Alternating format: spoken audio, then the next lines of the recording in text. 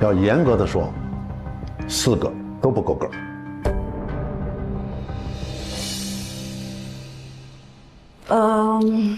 我和李老师的感受是一样的。纵然我们是一个守护成长记，我们一定要有自己的专业的一个期待。我们是演员，我们要展现演员的风姿、演员的专业，而不是取悦于谁。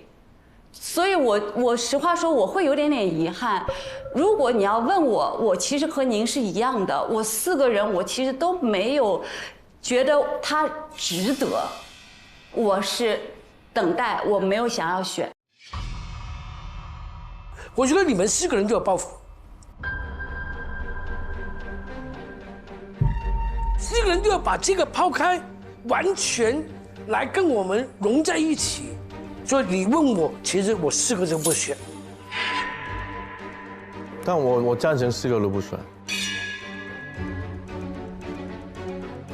OK 啊，不选也 OK。我不选，好不好？我赞成。好吧。那我觉得有点太残酷了。就如果说如果4位都4个都不选的话，那可能这次的机会4个人就都没有。其实我们最后我们还是要选学员的，如果学员不够的话，我们还会开会再讨论把哪些再拿回来呢？让我们把机会给后面的学员嘛。好的。好。如果这个是我们的决定，就暂时这一组我们就4个人不选，好不好？好，谢谢大家。我们今天还会有一些偶像的艺员，其实他们经过了一些时间的沉淀之后，也有一些阅历的积累，所以我们现在来看看偶像转型演员的黄婷婷和秦牛正威他们的表演怎么样？欢迎两位。好，请2位。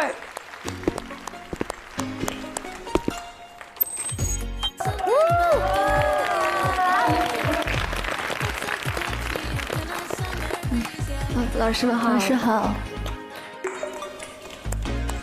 好，那我先开始。老师们好，我叫秦牛正威，来自河南南阳，然后这是我的基本资料。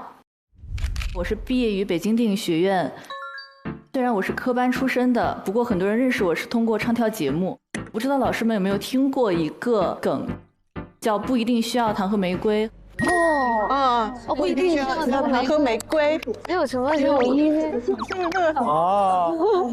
因为我的说唱像朗诵，就是我不会说唱，但是我唱得很认真，网友们就会觉得很好笑，所以我其实下了这个节目之后得到了一种飞升。那个时候呢，我在电影学院刚刚读大2，碰到了很多很好的工作机会。我的第1部电视剧也很荣幸的参加到了《亲爱的爸妈》，在里面饰演的是闫妮老师还有王艳辉老师的女儿。后面也有陆陆续续的参与到一些网络作品，尝试了还蛮多不同风格的。然后我中间有大概暂停3年左右的时间，就是以客串为主。在去年的时候，重新想要就是做好演员这个身份。为什么又停了又出来了呢？因为我谈恋爱去了。我那个时候就是恋爱脑疯狂生长，就是觉得需要一个人过来坚定的守护你。我当时觉得一段稳定的感情，演员的这种职业可能是聚少离多，或者经常会接触到新的人，有一些亲密戏，不利于感情发展。所以我当时决定，要不然我过日子去吧。但是呢，日子没有过下去，发现其实爱情就是镜花水月，靠不住。然后女孩子还是一定要有自己的事业。有结婚吗？我当时订过婚。订了婚。对，但是后来我又结束了，没有结婚。然后有很多朋友他以为我已经结婚退圈了。这段关系还在吗？不在了，就是及时止损了。但是确实这段经历对我而言，我感觉我成长了不少。所以我希望来到这儿提升演技，然后成为一名合格的演员。谢谢老师。哎，对了，你这边有2个名字，一个是秦牛正威，一个是秦雨露，哪个是你的正名？为什么是改名呢？我的出生名字就叫秦牛正威，然后呢，秦雨露是我当时在恋爱期间改的这个名字，但是因为这个事情发生在恋爱期间，所以很多人以为我是为爱改名。其实我只是做了改名这件事情。很多人改名字是因为他说改自己的命运嘛，就是改了会更好嘛。其实我旁边那个振宇哥啊，他也改过名字。我改名就因为我比较常常用人家撞，还有那个就不够华丽，什么汤镇业啊，很华丽一点，我就是改一个振宇。对，震着宇宙。哇，要震着宇宙是振宇。哎，我想问你一个问题，你觉得恋爱脑是一个褒义词，还是个贬义词，还是个中性词啊？其实我觉得是一个中性词。认真对待一段恋爱这个事情，它本身没有错。但是如果你因为恋爱这件事情去放弃了很多双方或者你个人能够变得更好的机会，这个做法可能不明智。所以我觉得就是都有吧。如果是一个做别的职业的女孩，恋爱脑可能是偏贬义词的。但是作为一个艺术工作者，我觉得恋爱脑很好啊。从生活中得到艺术的滋养，我觉得挺好的。要不然你创作的源泉是什么呢？老师，您的这个观点就是我当时自我安慰的。我觉得一切发生皆有利于一个演员的经历。同时，我觉得人就是有时候是控制不了自己的感情的。不，这个重点在于你不能只是停留在恋爱里面啊，那可能是大家说的恋爱脑。就是你应该提取这些供养给你的营养，然后你把它利用出去，对吧？这才是艺术工作者的工作嘛。我有不同的看法，对于表演这件事情和自己的私人经历。私人经历是创作的一个渠道，来源渠道，但不完全是。不要完全依托于我们一辈子要演很多角色，你难道都去体验吗？它来源是很多的，有书籍，有听的，有看的，有想象，有分析。它还是个演技，是靠各个综合的信息来分析到的。千万别听所有的人说生活是创作的源泉，只能听一点点，好吗？你谈3段恋爱的，你会演3个不同的恋爱的，那你以后演50个呢？那你50个去谈的，谈死你了。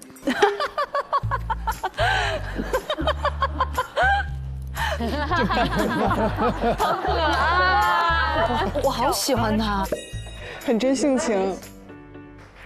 可以现场演一段吗？演戏吗？还是就比方说你现在对我在一路繁花就这样考试过，就是你现在突然看到门口出现你的男朋友，怎么对待？出现了我的前男友还是现任呢？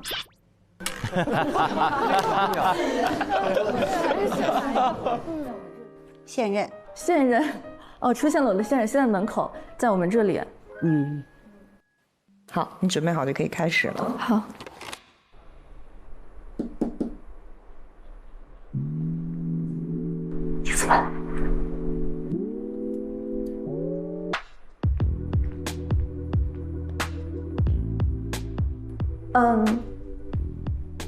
老师们，那个我男朋友来看我，我能去跟他说句话吗？让他等会儿吧。好。不好意思，老师。还是演得比较很清楚的。谢谢老师。如果是我要来演的话，我就会这样。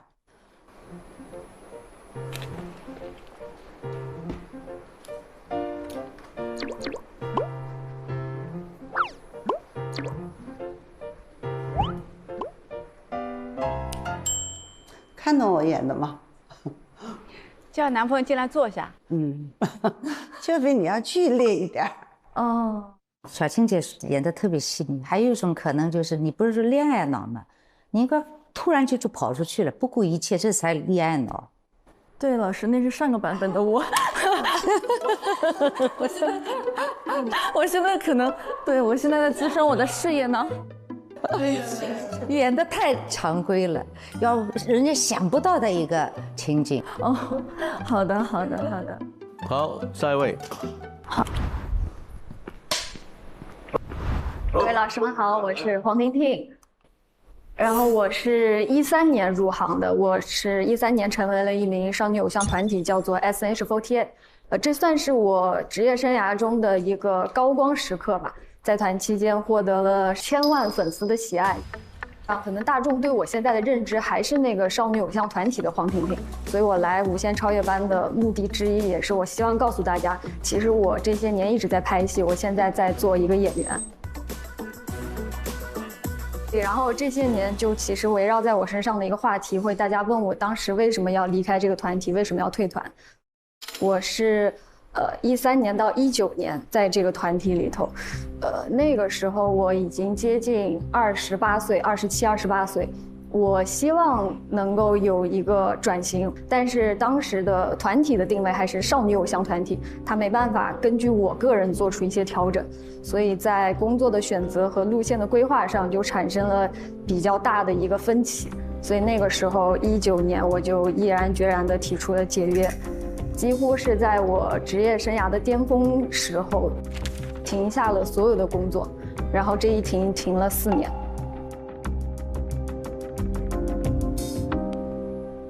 到23年，算是这些纷争全部都解决完之后，我才开始正式做一名演员，就一直在拼命的试戏，各种跑组。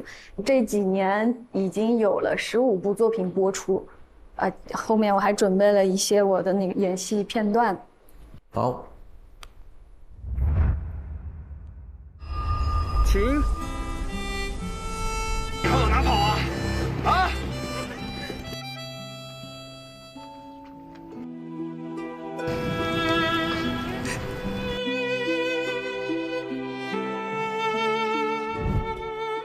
你喜欢的是我是吧？你有病吧？那么中二的话，我早就忘了。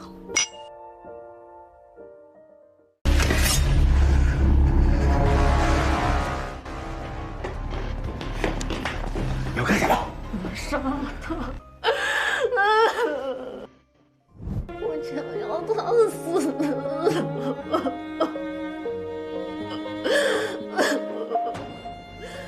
哦，很好看了。因为大家对我的形象还停留在那个少女偶像的阶段，但其实我现在34了。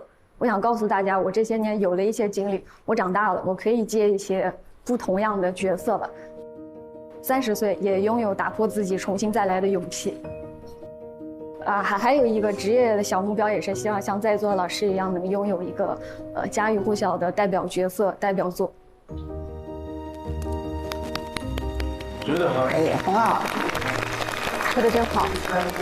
就婷婷，你解约肯定是一件对你来讲非常大的事情。是的，就刚才我们看到，从那个偶像团体，然后到一个有质感的戏或者角色的表达，对他们来讲是很大的决定，因为他就是那么样成长起来的。这是什么支撑着你？就是你勇敢的做了这样一个决定。就我刚入行，我其实是喜欢唱歌跳舞，然后是因为在团内接触到了演戏，开始喜欢上了表演。然后随着我年纪长大，我想要接一些不同类型的角色，比如他结婚了，或者甚至他带一个孩子。但是这跟少女偶像团体那个定位是违背的，就是公司不会为我选择这样的角色。所以如果你演了这样的角色，然后粉丝们看见了，你害怕粉丝不喜欢你吗？不是我害怕，是公司的路线就有违背，他不会让我去。对，公司也不同意啊。是的，是的。其实看真人就觉得，哎，为什么又来一个偶像？但见到黄土地，我觉得很美丽，感觉很融入这个山水人性的美丽。我觉得你选择很好啊，决定不然要跳到广场舞嘛？其实。都30岁都不放你们走，还要少女团体干嘛呢？那他是聪明的，年龄到了应该不是偶像了吧？我不知道对偶像这个有年龄的约定吗？我觉得在内娱这个环境，其实大部分偶像到了一定年纪都面临着一个转型。没错，是的，我们在这个舞台上见到太多类似idol， 然后转不过来的，他可能更大了，他都还有那个偶像包袱，所以就是说，你勇于做这个决定，你很棒，你很勇敢，选择是正确的，我觉得是对。谢谢老师，谢谢老师。我很好奇的是，就是你跟公司解约4年，你是基本没有办法工作，那你怎么从这4年再出来的时候，你还能得到那么多那么好的机会呢？其实这4年，工作虽然停滞了，但是我一直有在试戏，只是聊到最后就是会有各种各样的原因，大家会觉得，虽然你还挺适合的，但是他不想要冒这个风险，就最后就是不了了之了。有一次是我已经在进组的火车上，然后可能当天也上了一个不太好的热搜，因为当时还是有一些讨论，然后就接到了剧组的电话说，哎，不好意思，你不用过来了，我们可以给你买回去的票。当下我其实觉得，我想去，我想去当面见到他们，见到导演，见到制片人，我再当面争取一下，所以还是去了那儿，结果也没有反转，就还是没用我。后来就这样的事情，其实在这4年间一直有在发生。我自己怎么调整过来的，就是我不停的去上各种各样的课，把自己排满，然后每次去试戏，我也当做是一次我向业内展示的机会。我告诉大家，我现在在拍戏。虽然可能大家最后不用我，但是以后说不定有机会。韧性很强。我说句真实话可以吗？我觉得其实你不算通俗美学当中，特别我们中国的美学当中，你不算最漂亮的。我是偶像的时候，你唱唱跳跳业务很好。那你现在转型了，他也不能靠他的脸蛋。当你现在转型成演这种苦的，从内心出发，靠自己演技的，很棒。我觉得这张脸才适合做演员。你太漂亮，代表不了普通的人的生。对的。你代表不了普通人，你太精致。她可塑性很强，也很可以漂亮，也可以不漂亮，是不是？哇，谢谢老师。没错，所以演员最重要的是。你们觉得她有点像梅艳芳吗？从侧面看。小考吧。就你们的考题是2个曾经亲密无间的女生，因一次背叛，多年不再联系，再次相见，想象什么样的一种情景，好吗？天哪，这很难，真的挺难的。这规定情境我听完我都懵。照3件，可以了吗？可以。好，来，预备，开始。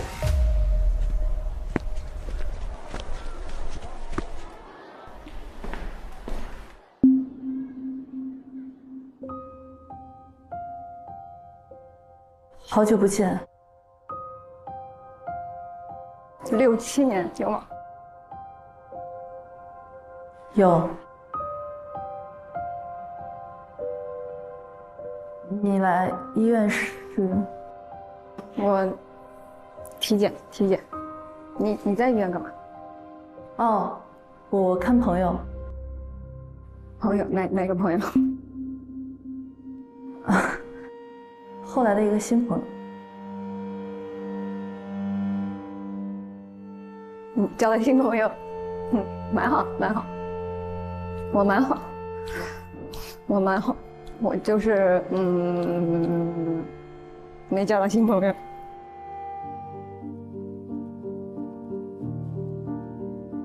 这个还是我送你的。哦，那你随便找了一个首饰戴戴呗。 其实我当年不是故意的，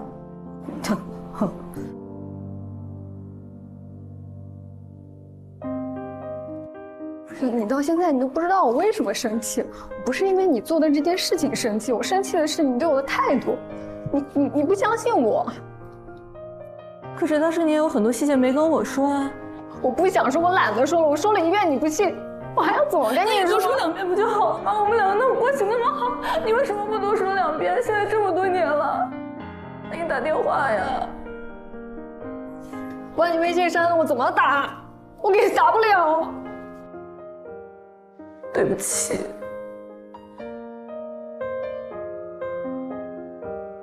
真的对不起。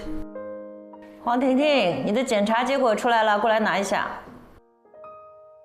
我陪你拿。没事没事。来这里，过来拿一下。啊，你是一个人来的吗？跟朋友。好，结果自己看一下，好吧？还需要更深入的检查。再去约号好吗？我们还有下面的病人。谢谢。让我看看。没事没事没事，体检嘛，体检有几个数据不正常，对，很正常。不是你这一圈都不正常。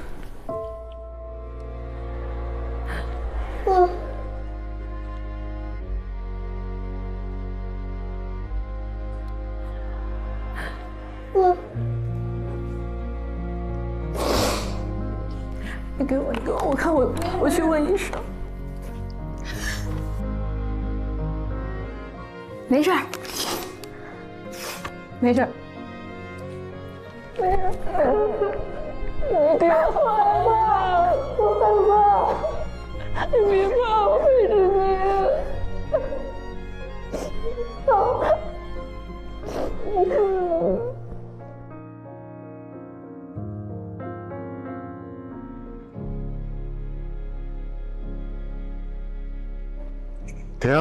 停，可以了。真棒！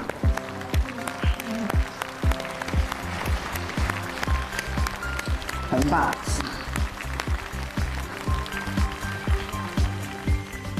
我是觉得他们俩都挺好的，而且我觉得你们从个头、从形象、从表演的能力，其实都是有发展的。谢谢老师，谢谢老师。婷婷啊，我真的觉得你的戏可塑性很强，而且演得也很好。又到我们投票时间。好了，你现在选谁？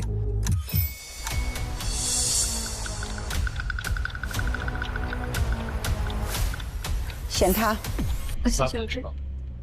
我觉得他的路子可能比较宽，秦牛正威，就是我觉得形象很好。但你太理智了，你有一个框住了你的灵魂。他太冷静，我有点冷静了。但是我是喜欢你的表达的，我觉得你在介绍你自己什么的，我是喜欢的。但我从刚才的考核结果来说的话，我会选择黄婷婷。谢谢老师。你觉得谁？专业来说的话，可能还是他好一点。你们想去？你们想？对，我也是。都是。我认为黄婷婷还是可以的，她有很多的实战经验，她拍了不少戏，而且她比秦牛正威要开悟一些。其实很多演员，98%的演员演了一辈子戏都没开窍。我们4个都选王婷婷。谢谢老师，谢谢老师。第一个终于有一个了，好吧？恭喜！谢谢老师，谢谢老师，谢谢。小青也不错哦，你也不错，谢谢老师。我们先请牛正威离场，对，往这边走啊。好，谢谢。我没有觉得我输给别人，因为我的对手蛮强的，但我跟我自己比，我就是超越了我自己的。好，王婷婷，你就成为我们第一个进入我们无限超越班的成员了，恭喜你！来，黄婷婷来领这一张，谢谢你。进入下一轮。转身，好，来。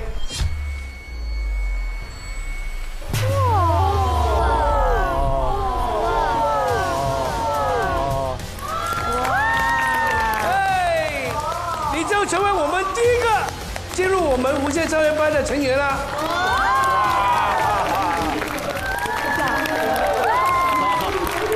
第一个太难了。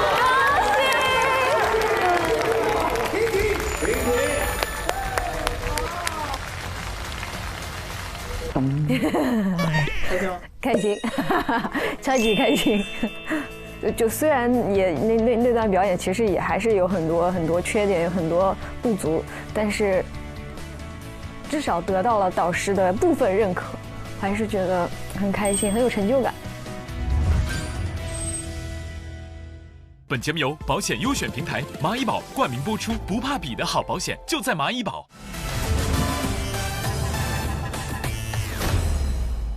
本节目由你的保险优选平台蚂蚁保独家冠名播出，人生每一幕都有蚂蚁保守护。有请下面一组张伦硕和熊黛宁上场。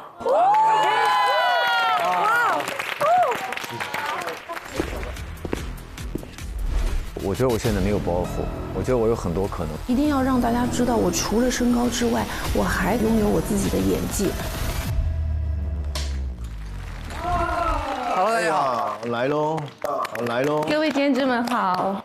OK， 我先下个楼。Hello， 各位导师好，我是张伦硕。各位监制们好，我是熊黛林。张伦硕，你能再走一次出来看看，给我看看，你再走一次。跟刚刚一样，再走一次有没有？啊！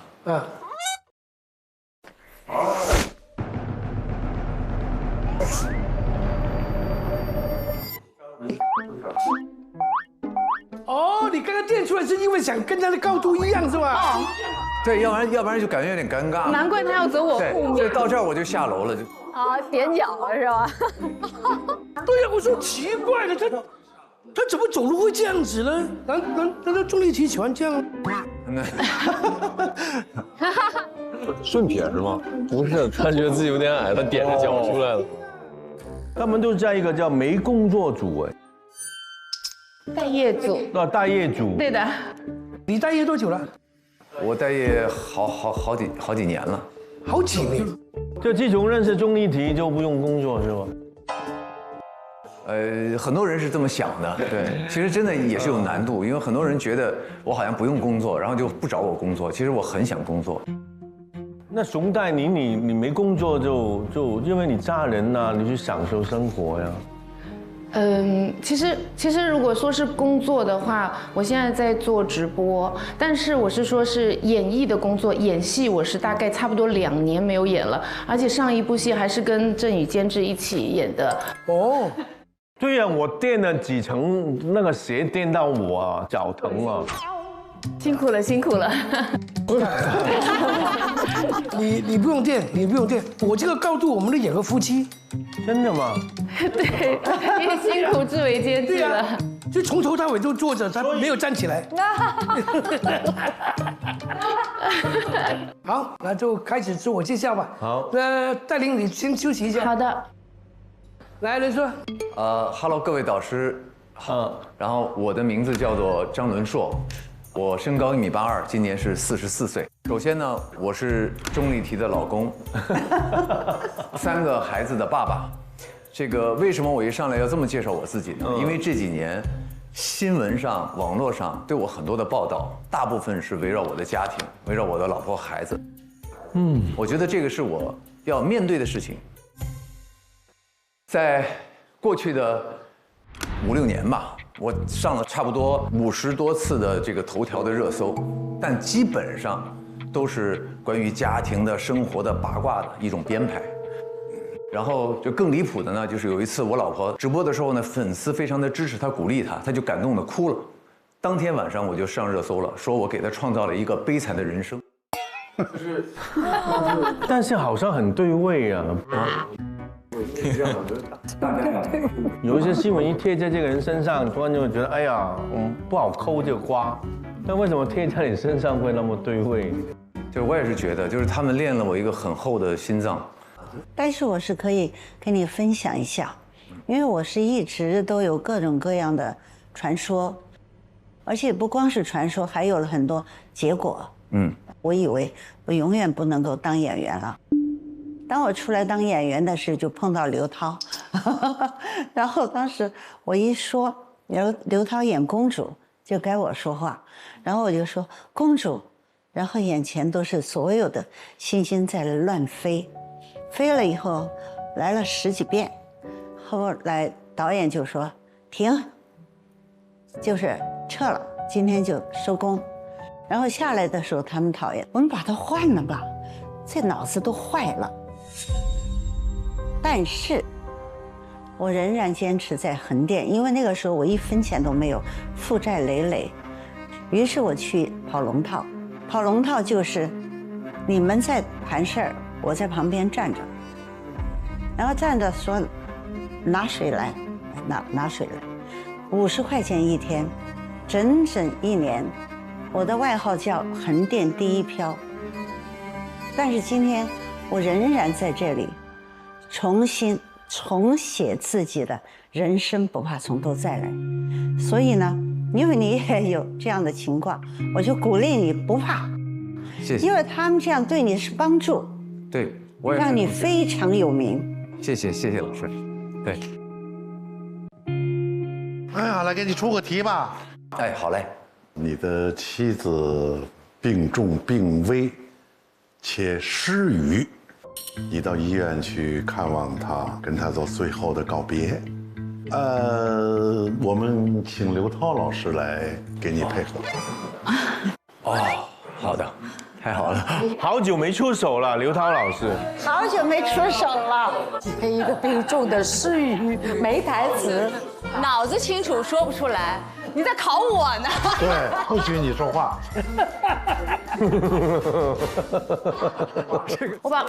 我把口红擦一下，要不然影响人家看着我的那个情绪。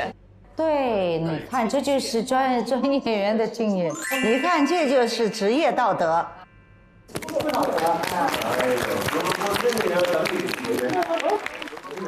好，你可以吗？这样先靠着。我这样靠着吧，我这样靠着，你给我架子，这样架着不就行了？哦，来，是吧？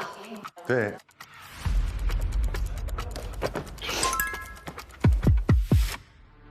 来了。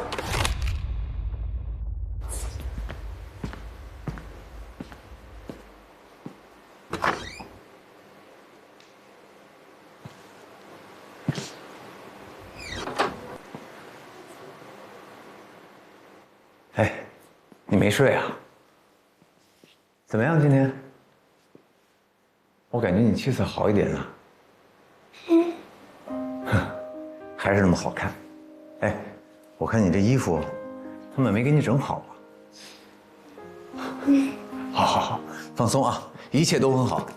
我跟你讲啊，家里面一切事情都非常顺利啊。小宝他在夏令营也特别的开心，啊。你看我这衣服怎么样？好看吗？你有没有觉得我最近穿的都是特别有范儿？这不张伦硕同款吗？你不是喜欢张伦硕吗？你看，以后我跟你讲，你就别再说我邋遢了啊！以后你要记得，你老公也能帅一把，好不好？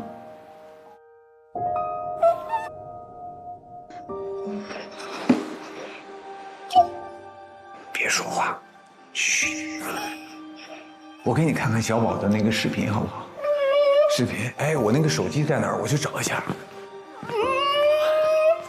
小宝的视频，小宝在夏令营呢，特别好啊！别哭，我知道你想他了啊。给他看看他的视频，让他看一下。你看看吗，小宝？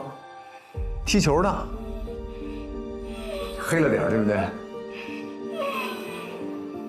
你放心，高兴的不得了呢。我跟他说了，妈妈过几天就好了，他也放心啊。他也没有担心。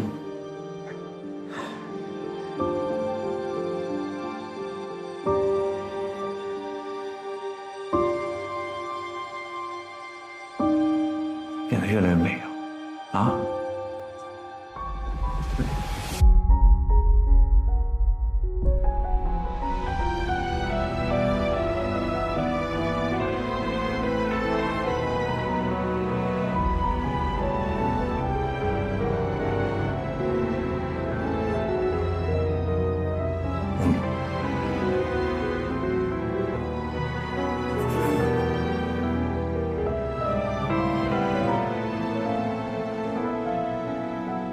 谁啊？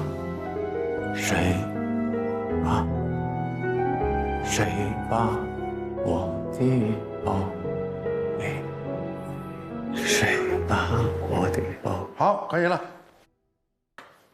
非常棒，非常好，谢谢你，非常棒，好厉害！我哇，那个助演真的厉害，高级助演。哎，这个是您的手机，里面有一张我们俩的合影，回头记得发给我。哎，你怎么打开手机的？直接点开拍照就可以了。哦，这样子啊？哎呀，我都不知道哎。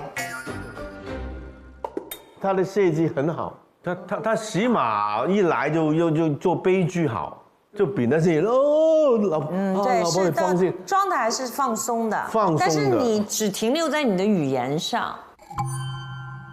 你的底蕴是要用你的欢乐压着你的悲伤，但是你好像底层没有太多那个。因为它里面有一个差距什么呢？就你一进来已经知道，已经差不多时候了，说进来是悲伤的，但是反过来你不想看它，但是你转过来你要保持那种没事。哎，对，我喜欢的，对。做起来感觉没事，但是你知道你不行，所以进来的表情跟坐下来的表情是两样，这样观众就会晓得哦，现在是一个什么状况，这是非常重要的。而且呢，我们常常艺人的对白一根语气把它讲完是错的。我感觉你气色好一点了。我跟你讲啊，家里面一切事情都非常顺利，妈妈过几天就好了，她也放心。其实讲对白的语气是非常重要的，什么时候用气声，什么时候用什么声音，这是完全两回事的。这戏跟声音一起才能带动观众啊。你只是睡着了的时候情绪有点转变。张伦硕，你到医院探望过病人吗？我去过。医院的病房门是有窗户的。对。但是他病危，你们指定说是在医院吗？好，病重病危，到医院去探望。刚才说是在医院吗？当然说了。说了。所以这些东西你都要注意观察。但是我想说一句啊，其实我们这样的一个平台，一个录制节目，要这些选手去完成一些动作的时候，这么一点点时间准备，都是很难进入的。对。我们平时在演戏当中，要进入一种状态是要酝酿的。谁来跟我说话，我是很不开心的。马上就要进入的话，要演到我们眼中的标准是很难的。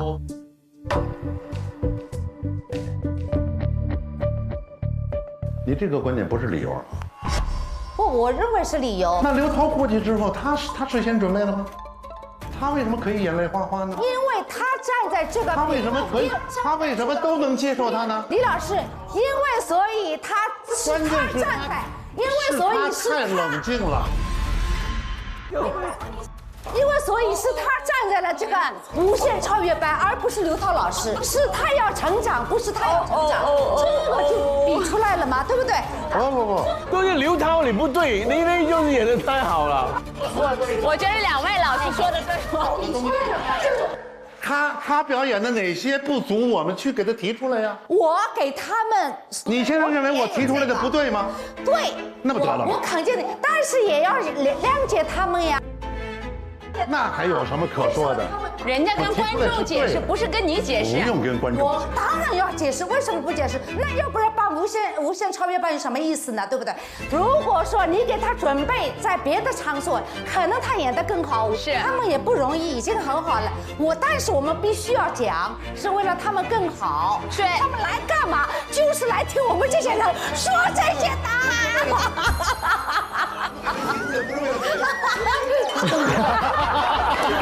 太可爱了！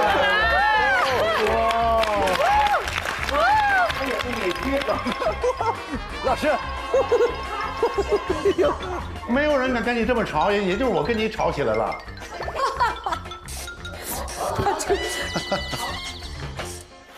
每一次都有类似的这样的辩论啊，但是伦硕，你是一个上了4年大学表演系的本科毕业生，以及后面所有的学员不要乱鼓掌。我是一个表演老师，即兴表演是表演训练的重要的一部分。如果即兴表演完不成，对不起，就不是职业演员，好吗？说得好。老师们，我可以说2句吗？可以。我认为，如果我的演技真的达到了刘涛姐这样的水平，我可能在演偶像剧的时候就会一路在走。对的。所以我能来到这里，我就是首先承认自己的不足，我就是想来学习的。对。可能我觉得你就是太久没演了，我感觉到你的状态还是一个演员的状态的。我觉得你应该会的。好，谢谢。好嘞，谢谢各位老师啊，谢谢。我上学时候就这样，演完戏就要把它搬走。哎呦，沈黛林来。好的。大家好，我是演员熊黛林，我入行26年，做演员18年，然后这是我的 PPT。我是1999年偶然间经过一个商场，那时候商场的门口是有模特在表演的，我就好奇的过去看了一眼，也就是因为我看了这么一眼，就被星探发掘，然后我就开始做模特了。然后我有个秀导的朋友，他就跟我说，他说其实你的外形是很适合去中国香港发展的，然后他就把我之前的香港经纪人介绍给我，2006年就正式的去中国香港去做模特了，一路也是非常顺利的。因为一过到去，然后大家真的很喜欢我的长相，就非常多的工作蜂拥而来，就让我出名了，非常幸运。2008年就接到人生的第一个电影女主角，非常幸运是《叶问》里面的张永成。打什么打呀？你当我们家是武馆的？这个我看过。慢慢，我真的就爱上演戏了，然后就拍了一些作品。人唔可以單靠外表㗎，最緊要有內涵。漂亮，真係唔係公主啊？咩係公主啫？但係我想知道點解你哋唔自己刪呢？這一張照片啊，待會就死。我現在緊張到會吐。我憑什麼給你答案？我憑什麼完全沒錯？你要超快一倍！哇！好感動，太美了，很好。大家都觉得这些是我的代表作，但是我觉得我没有代表作，因为我理解的代表作是。大家一提到这个作品，他第一个时间是想到你，然后那个作品才能成为你的代表作，所以我就一直觉得《叶问》是子丹的代表作，不是我的。但是我成为这部作品的其中一员，我非常的感恩，非常的珍惜。我已经快2年没有拍戏了，第一眼看过来就知道我的弊端是什么，就是太高了。就是太高了，每个人都觉得哇，你真的好高啊，然后没有其他东西再讲了。还有就是我的年龄，我45岁了，生过孩子，结了婚了，每个人都觉得，哎，你不用工作啦，你老公养你就好了。但是我在家里照顾了3年的孩子，我觉得我跟社会脱节了，然后天天在家里跟我老公吵架。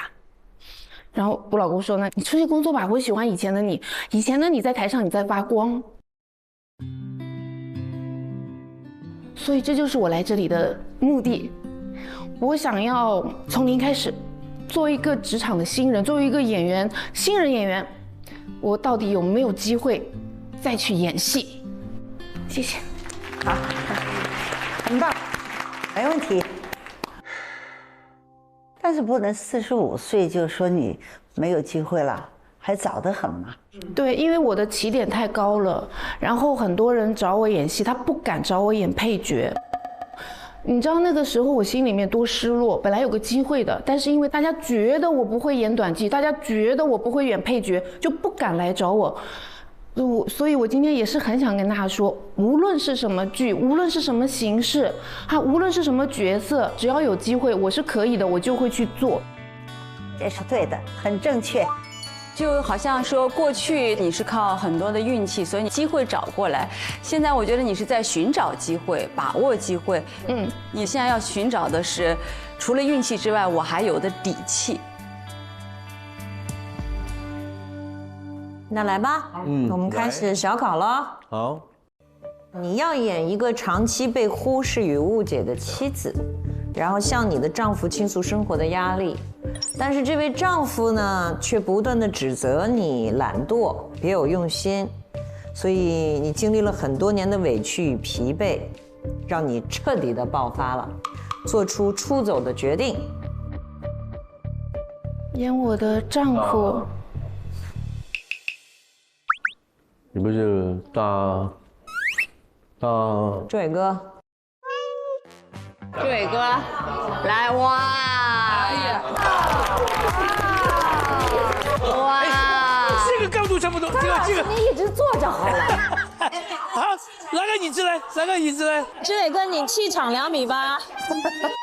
我可以申请，我去换个鞋可以吗？因为我要做家务之类的。对，去吧去吧。我很快回来。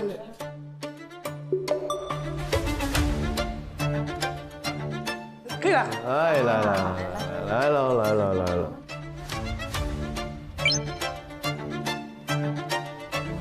来，开始。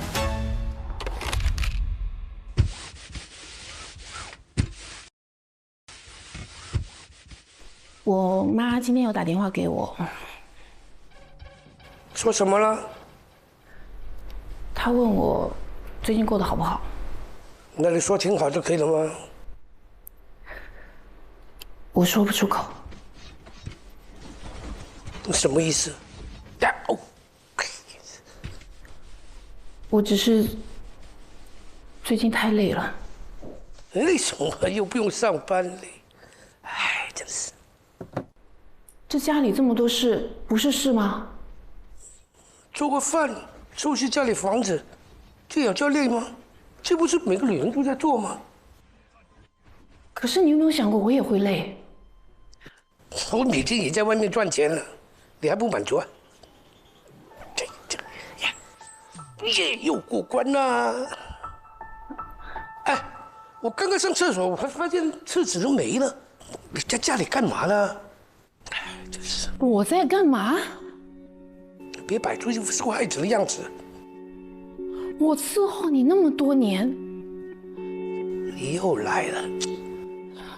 每天看你的眼色，你高兴的时候家里就很稳定，你不高兴的时候，全家人都战战兢兢的。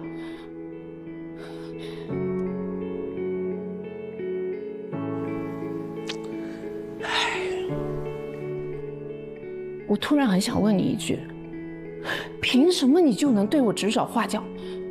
凭什么你就是一家之主？凭什么我就是免费的保姆？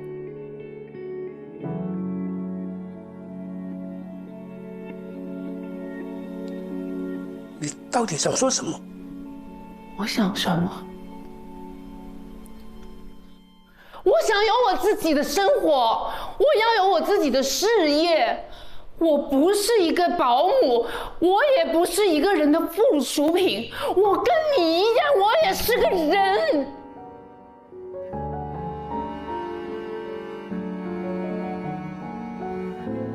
这么多年，我一直在等，我在等你，等你哪一天能够看到我。可是你从来没有。你干什么？你说的这件事情谁做都行，我不做了。又在闹。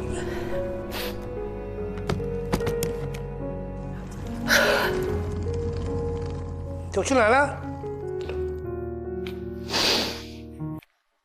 我不知道去哪里，我只知道一件事：我要离开这里，我不要再这样过了。从今天开始，我要为我自己活一次。你还不是明天就回来？哎，女人真的是莫名其妙的。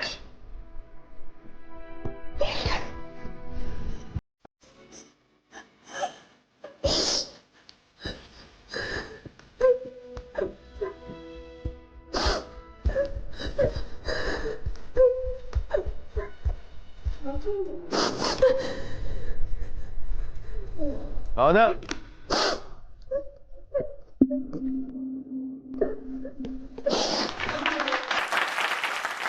哦。来，不要这样子。谢谢。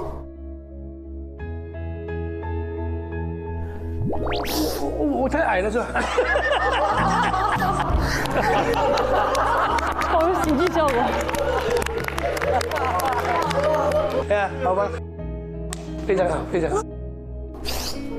对不起，可能很好，很好。这个戏的节奏，还是很好的。刚开始的时候，我会不太理解你为什么一直在用气声，而且那个肢体很僵。但是刚好呢，你又是这样一个受气受了这么长时间压抑的那样一个人物。我真担心你一直是这样，那个就失败了。对。后来你那一下爆发，一下就层次就出来了。因为会想到头那几年我要在家里照顾孩子。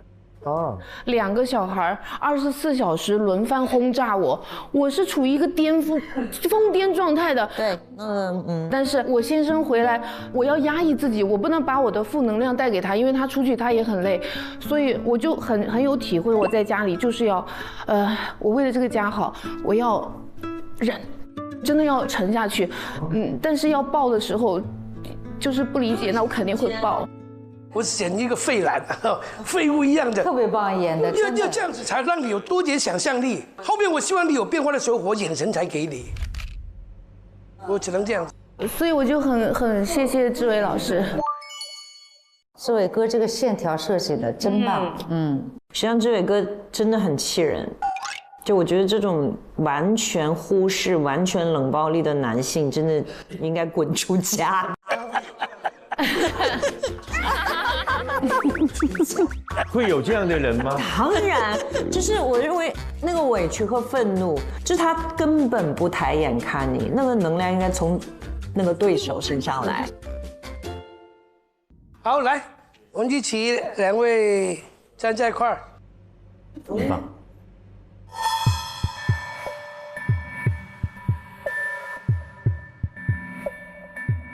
张伦硕呢，就是你刚才的表演就是太理智了啊，太冷静了。希望你今后能够听进各位老师们的意见哈，也要多拍戏，争取出来。这个女演员呢，其实你的身高不是劣势，我倒认为其实是优势。第二，你的眼睛非常会演戏。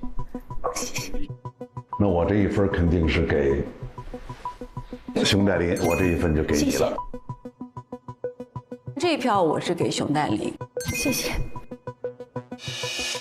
伦硕呢，其实你是一个有自己想法的人，但是呢，可能需要放掉一些任务，再用一些感受。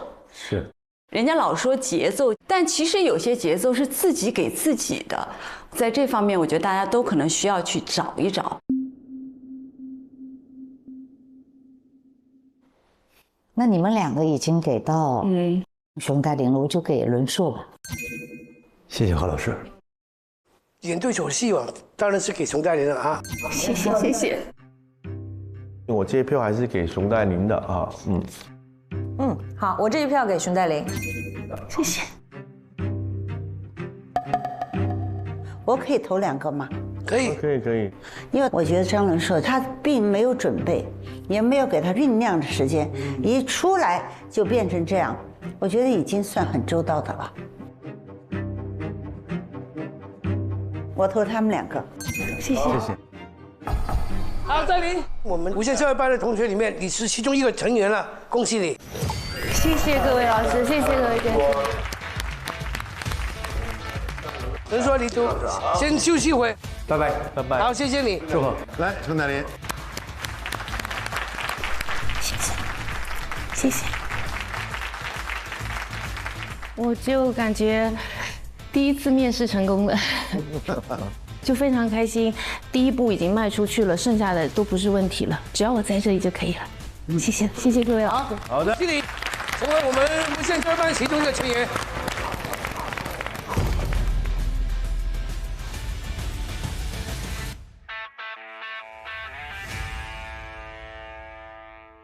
接下来出场的可是一山不容二猴啊！一山不容二猴，2个都做猴王了。孙悟空，这出请出殷凯、王铁柱上场。加油！猴哥，加油！加油！加油！加油！哇！哎呦，来了！哇！哇，好帅呀！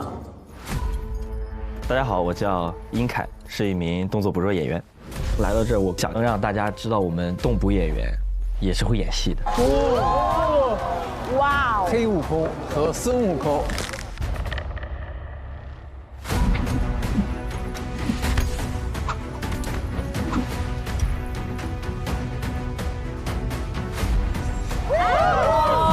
这一身几十斤？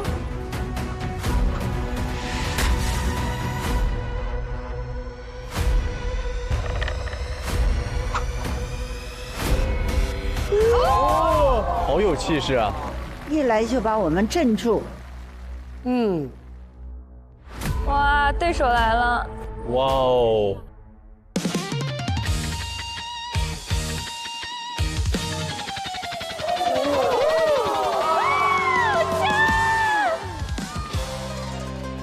哎呦哇，好像啊！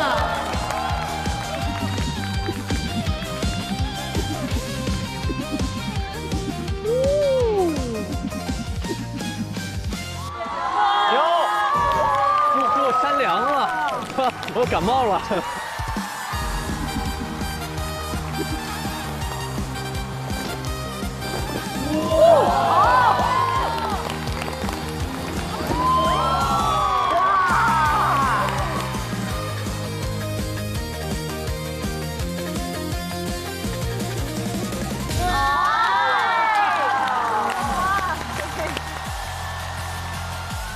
太精彩了！两位到底谁是美猴王呢？这个是比较传统戏曲舞台上的美猴王，对，这个应该是黑悟空里边的造型哈。是的，老师。然后这一身衣服呢，就是他当中的主角天命人1:1还原的一套铠甲，大概的重量是在60斤左右。60斤？是的，哇！其实今天来到现场，我们小哥俩其实还想跟何老师合作一段。我们就是变一变，我们两个到底谁是真的，谁是假的？我们想来一个这样的一个情境。真假美猴王。我应该饰演什么角色呢？白骨精啊。嫦娥。白骨精。对。那我们对着看呗，对着看吧。行，好的。来吧，来吧。嘿嘿，你个妖怪，敢跟我去变个真假吧？啊！正合此意。哦，哎，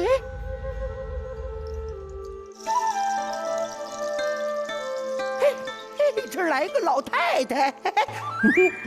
谁说老太太？重新来。啊！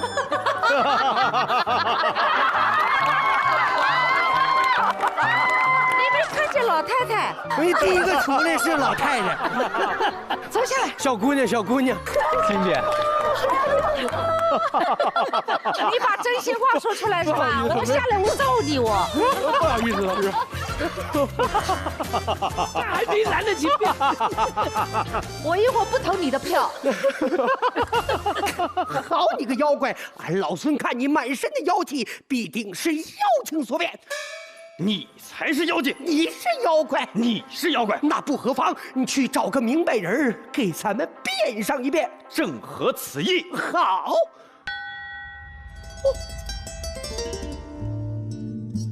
哎，这来个美女，来个美女，好笑。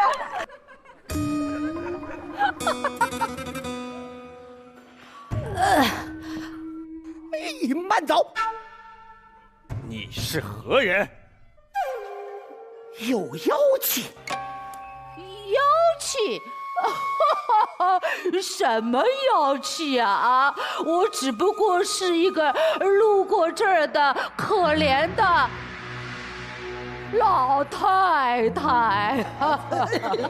刚才还是美女，变化得如此之快，还说不是妖怪。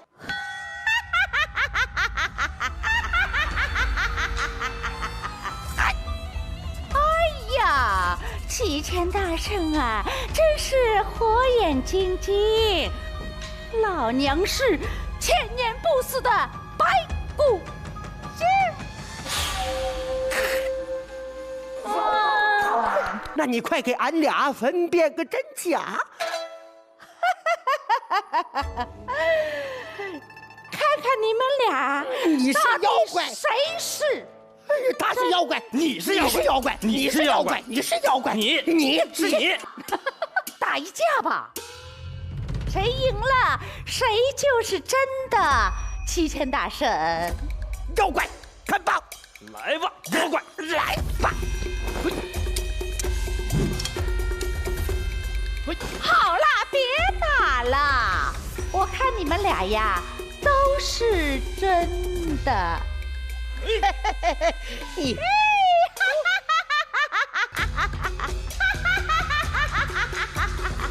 哦，这个老师好厉害呀！非常棒，太好了，很精彩。谢谢何赛飞老师，谢谢。都好。好，完你先休息一下，让我先来吧。好，谢谢。来，铁柱。王铁柱这名字很有力度。各位老师好，我叫王铁柱，来自长春动植物公园《西游记》主题乐园，扮演齐天大圣孙悟空。观众朋友们给我一个亲切的爱称，叫雪饼猴。这次我来是想宣传我美丽的家乡北国春城粉雪之都，欢迎你们的光临。为啥叫雪饼猴？刚开始我就在动物园的那个时候，无意间我看到了互联网上有一则新闻是6000块钱招聘，只压在五行山下，趴着负责吃，大家就被这则新闻所吸引，所以说我说那我们《西游记》主题乐园，我也可以去趴在那儿啊，开始吃水果，吃关东煮，贵。雪饼扛吃，我那天大概吃了将近30多片雪饼，完我就说了一句不吃了，太干巴了。哎，就这一句话被第三视角的一位游客把我拍下来。吃这个太干巴了，怎么吃雪饼？就登上热搜了，就给我了一个名字叫雪饼猴。哦，这样子啊。对，改变了我的命运。会不会很冷呢？趴着的时候。真的是夏天热，冬天冷，很辛苦。你11岁就开始参加比赛了是吧？我11岁开始唱戏的。哦，唱哪个剧种？我是学的是集剧。哦，集剧。但是去了动物园被投喂，这个职业挺奇妙的哦。真的。就好像你也是动物的一份子啊，就是趴着就翻滚啊、耍棒都没有机会给你去表演呢。你不觉得有点委屈吗？当时我的心里没有什么太多的这一个斗争或者是想法，我只是这是我的工作。你试过最难熬的一天是是哪一天？最难熬就是第一天。我清楚的记得我只露了一个头，那个时候没有人去投喂，把这个雪饼给到观众的手里边，观众都不来，都不上前。那个时候，我心里边是挺难受的，哎呀，就是五味杂陈的，我也说不太好。有想过放弃吗？那一天我想过，但是后来我发现，不能去放弃，因为我觉得 NPC 这个工作，你既然能谈上爱岗敬业，你就必须要把这个场景需要做完。你现在还在坚持吗？我坚持，每天都在演。我觉得你说你五味杂陈，我听的时候也五味杂陈。作为一个专业的戏曲演员、京剧演员，不容易。然后去从事现在这样的一个岗位，我听的不知道应该是赞赏，应该鼓励，还是感到有点。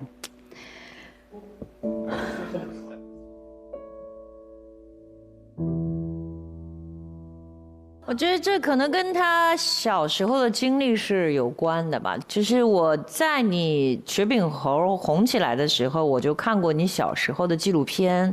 有纪录片的。因为他小时候他参加那个地方剧的比赛，然后他是连续6期的擂主，对吧？擂主。哇！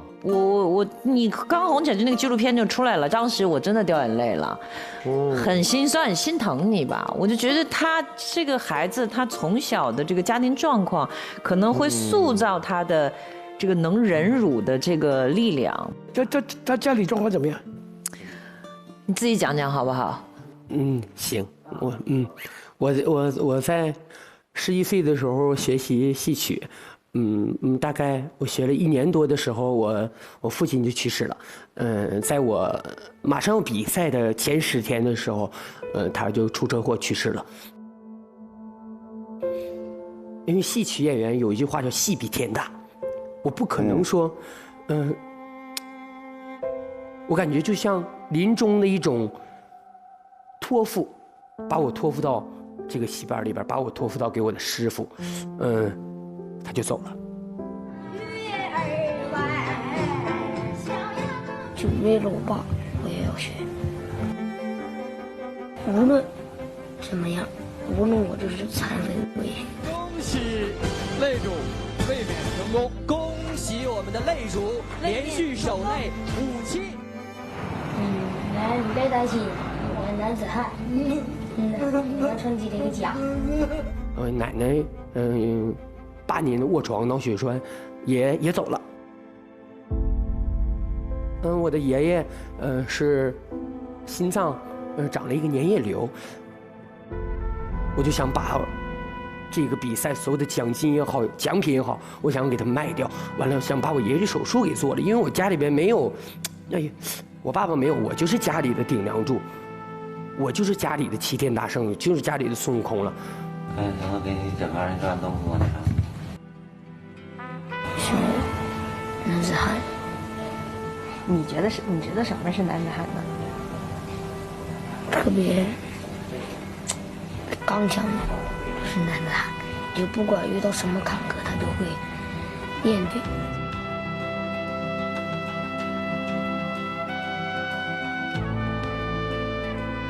哦，真的有点沉重。铁柱，你那一年是12岁。12岁。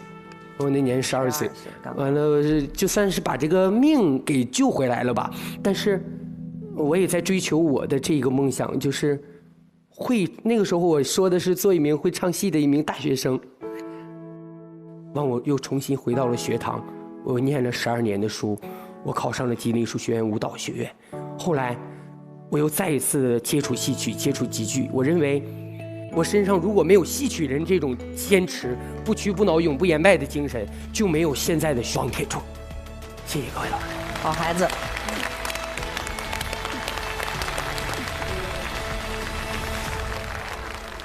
其实今天我来到现场，还想感谢一位老师，就是刘涛老师，因为我们在长春的时候遇见过一次。是的，是的，是的。那时候刘涛老师告诉我说，你既然有这么大的优势，或者说你现在有这么大的关注度，《西游记》如果说再要去开拍，你一定要去争取这个角色。所以说，在我心里边一直也埋下了这个小种子。今天要感谢刘涛老师对我的这份鼓励和支持。因为在《西游记》里也是观世音菩萨去度的美猴王啊，他演过观音。哎呦，就有这个因缘。哎呦，我觉得可能冥冥之中我们俩的缘分其实挺奇妙的，因为我今年冬天呢刚好长春的冰雪节，然后我去参加一个节目的时候，我们俩遇到，然后当我们就是在台下，我就开始找他聊天儿，聊着聊着，我跟他说，我说你知道马上就要翻拍《西游记》了。你一定要去试镜，然后他就退缩了。他说：“怎么可能？这个机会怎么可能给我？”我说：“你之前受过所有的苦，就是来照亮你明天的路。我认为你就行。”然后我就一个劲的鼓励他。然后我说：“不管这个导演是谁，这个团队是谁，我希望你去展示你自己。”然后后来我说：“如果你要是愿意来无限超越班也行。”我真的来了。对，后来我发现他真的来了，那一刹那是这样的，我就觉得我还是挺感动。哦，是这样的一个缘分，太好了，太好了！命运的齿轮开始转动了。那不如你观音点化他一段。对呀，他已经点化他，让他来这儿啊！来吧，你们就表演一段观音五行山下度化悟空，来。悟空送什么什么的？那就是什么？我被唐僧赶到那个花果山了，我想到您这儿来诉苦来。诉苦啊！即兴观音菩萨即兴表演啊！那您就坐在这儿就行，我直接到那儿坐在这里就行了。对。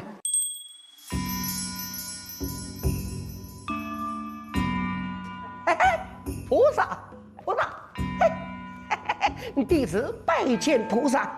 菩萨，那个老和尚又把俺老孙赶出来，就因为我打死个人，可那是个妖怪变的，他不分真假，就把我赶走了。哎呀，你这泼猴，又来告状了。俺老孙这不有委屈吗？你打死的是个人吗？是条生命。呀，菩萨，那他可不能不分青红皂白，不问是非就把我给赶走了。他赶走你，是你的宿命。人敌不过天命。那照您这么说，俺老孙那还得回去？去吧，去找你师傅，看看怎么能够弥补，把这条命给还回来。呀，你要再在这闹，小心又要念着紧箍咒。菩萨别念，俺老孙走便是了。菩萨，俺老孙告辞。好，演得多好啊！哎呀，太棒了！太好了，完全接住了，完全接住了，完全接住了。好棒，好棒，好棒！哇塞，真的很凶。好笑哦！太好看了，太好看了！真的眼泪都出来了，好感动啊！刘涛，是不是他就是啊？你很好，刘涛老师也特别棒，那个词儿一边想一边说，厉害厉害！老师，你真好。好，言归正传，出一道题。你的考题是：结束了一天的工作，现在回到家，你开始卸掉雪饼猴的妆，像往常一样，跟你的家人边视频边卸妆，边聊聊天儿。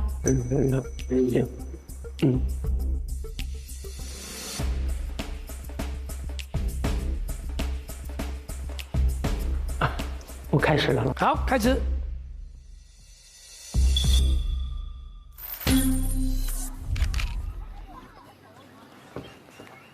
好的，领导，您再给我一次机会，我肯定明天能把观众留住。你让那个替补再等我一天，谢谢领导。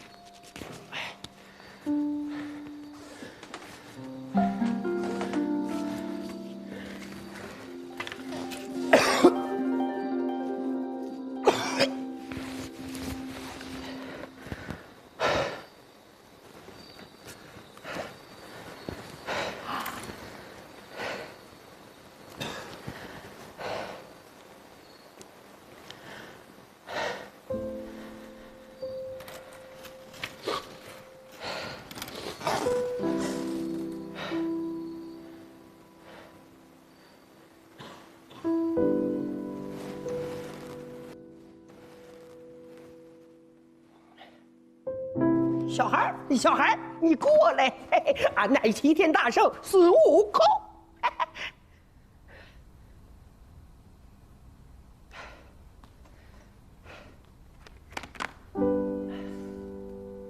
我自己都不信。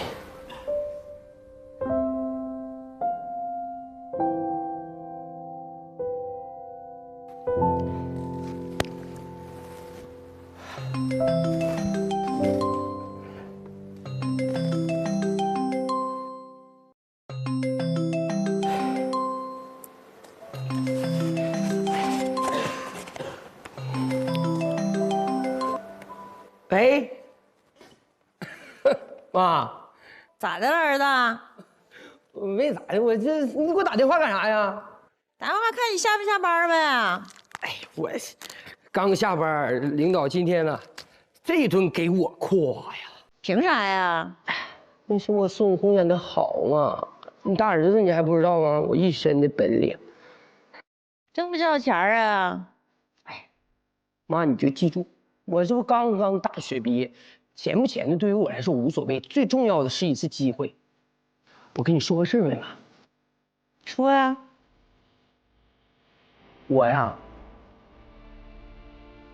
争取到一个他在五行山下接受大家投喂的这么一个机会，我觉得这个绝对能火。啥玩意儿啊？在五行山下接受大家投喂，就给吃的，给吃的，趴那儿给吃了呗。就是大家有什么好吃的都给我。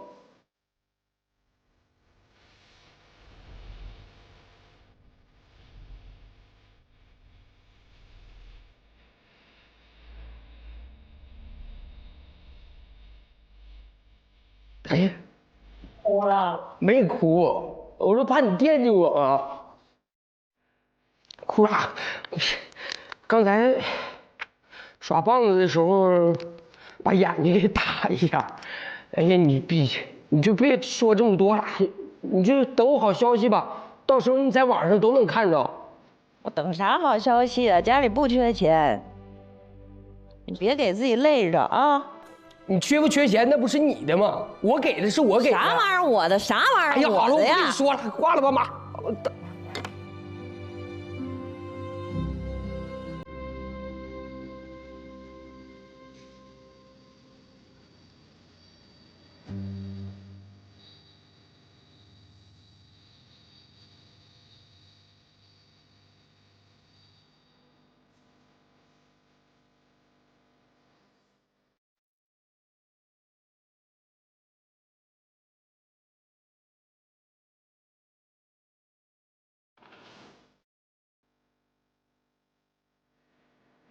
爸，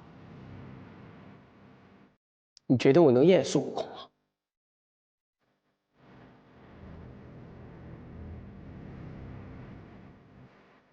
我一定行。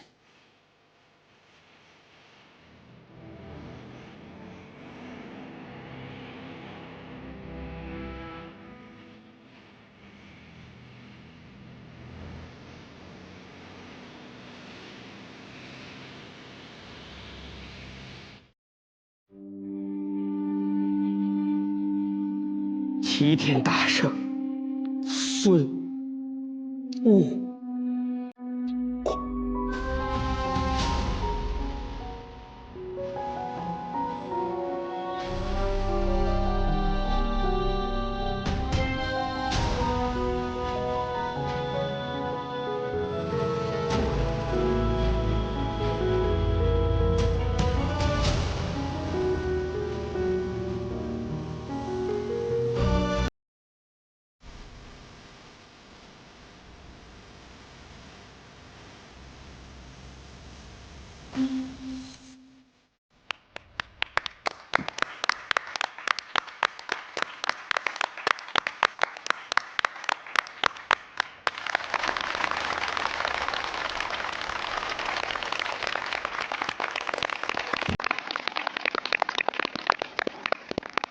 哎，好了，不要演了，把我害惨了。哎呦，好想抱抱你啊！哎，没想到哦，这个。棒，加油！他所有的表演是最真、最诚、最发自内心的，无表演表演，很多演员演也演不出来。郝蕾老师突然间给他打母亲的电话，咋的，儿子？他接母亲的电话的反应，打电话干啥呀？以及遮掩，有什么好吃的都给我。瞬间的崩溃，然后挂断母亲的电话的那种痛苦，有节奏，有层次，表演的比较准确，最重要的是真诚。好，谢谢，谢谢啊。首先，王老师的表演的状态，我是觉得是很成熟的一个状态，表演状态，我也有被他感动到。但是我也有对我自己的自信。好，应凯。好，下一位。哎，来，哦呦，都好帅呀！他怎么这么帅？哎呦，别！我也调侃一下。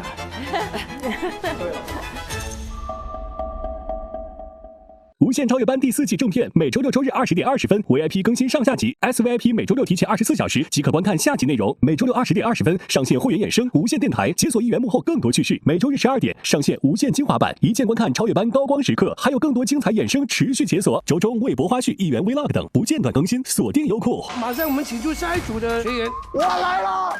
看优酷就用酷喵 TV， 畅享大屏好内容。哎呦，听说你快要打倒合成了，没有。他是一张影视脸，出租车司机，能演就是帅的，我演不了。来个小考吧，我们谈正当防卫，不去。姐姐，哥，你听我说，你等一下，你现在根本就瞧不起我。我会努力，确认夺冠。跳舞比我的命重要。把跳舞融入到了故事里。不许动，否则我开枪了。哎呦，你就靠着真诚打动了我。我觉得你收放自如，演的还可以，这个很真实耶，很真实。能吃苦。微博搜索无限超越班，话题也参与讨论，解锁更多节目名场面与幕后故事，互动即有机会解锁独家惊喜福利。恭喜你成为我们无限超越班第4季的成员。取悦我。是不是很羞耻这3个字啊？哇塞，这好奇怪啊！我最佳观赏位，取悦我。演的比我好多。你不知道你的脸在那个大屏里有多帅。那就够了。是在些许的颤抖。你不是些许啊，能看出来的那种是吗？我知道我们湖南人最怕什么。救命